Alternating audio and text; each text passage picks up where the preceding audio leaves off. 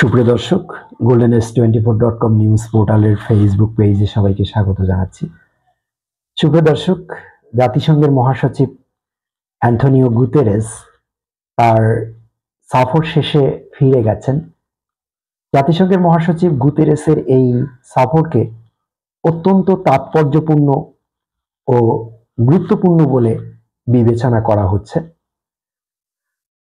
বর্তমান অন্তর্বর্তীকালীন সরকারের বৈধতা, গ্রহণযোগ্যতা নিয়ে যারা প্রশ্ন তোলেন তাদের জন্য এই সফরটা থেকে কিছু শেখার আছে।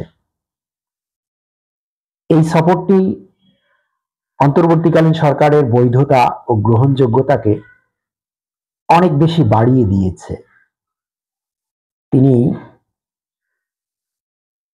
অন্তর্বর্তীকালীন সরকারকে নিয়ে যে ইতিবাচক ধারণা পোষণ করেছেন, ইতিবাচক মনোভাব ব্যক্ত করেছেন, তাতে অন্তর্বর্তীকালীন সরকারের গ্রহণযোগ্যতা, বৈধতা অনেক বেশি বেড়ে গেছে।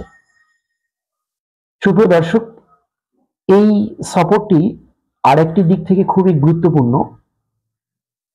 আমরা জানি যে মিয়ানমার থেকে আসা বাংলাদেশে বসবাসকারী বিপুল সংখ্যক রোহিঙ্গা আছেন এখন। এই রোহিঙ্গাদের দেশে ফিরিয়ে যাওয়ার ক্ষেত্রে, বাংলাদেশ থেকে মিয়ানমারে ফিরিয়ে নেওয়ার ক্ষেত্রে তার ইতিবাচক মনোভাব আমরা পেয়েছি এবং তিনি আমাদের আশ্বস্ত করেছেন।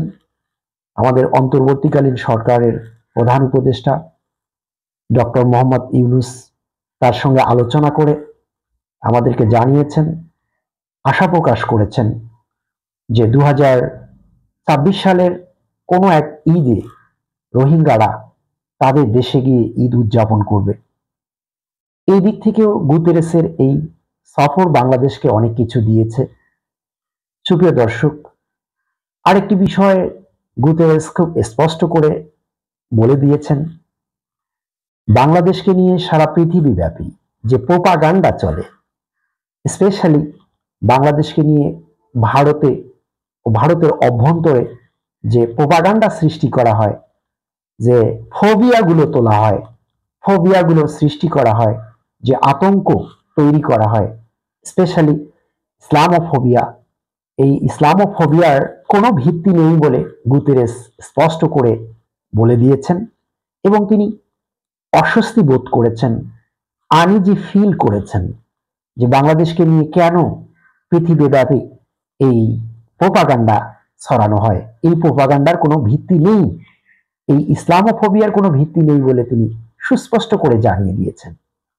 আমরা বলতে পারি যে যারা প্রোপাগান্ডা ছড়ায়, যারা ইসলামোফোবিয়ার নামে বাংলাদেশের বিরোধিতা করে, তাদের জন্য এটা একটা চাপের টাকা হতে পারে।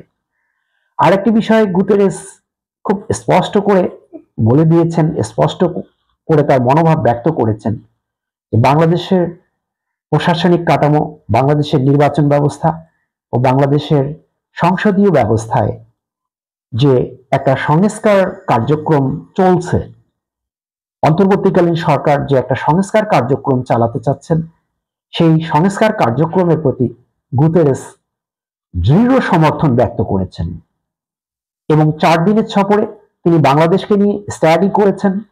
বাংলাদেশের প্রশাসনিক কাঠামো, বাংলাদেশের সংসদীয় ব্যবস্থা, বাংলাদেশের শাসন বিভাগ, বাংলাদেশের বিচার বিভাগ এবং বাংলাদেশের রাজনৈতিক দলগুলোকে নিয়ে তিনি স্টাডি করে দেখেছেন যে বাংলাদেশের স্থিতিশীলতার জন্য, বাংলাদেশের উন্নয়নের জন্য, বাংলাদেশের সমৃদ্ধির জন্য এই সমস্ত সেক্টরে সংস্কার খুবই জরুরি হয়ে পড়েছে। সুপ্রিয় দর্শক, আসুন আমরা জাতিসংঘের মহাসচিব অ্যান্টনিও গুতেরেসের সঙ্গে থাকি, তাকে কাজে লাগাই।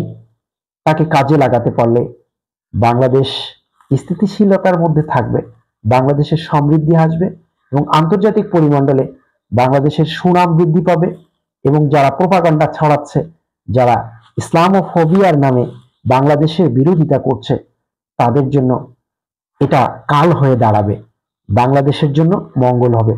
আসুন সবাই গুতেরেসের এই সফরকে আমরা কাজে লাগাই। সবাইকে ধন্যবাদ।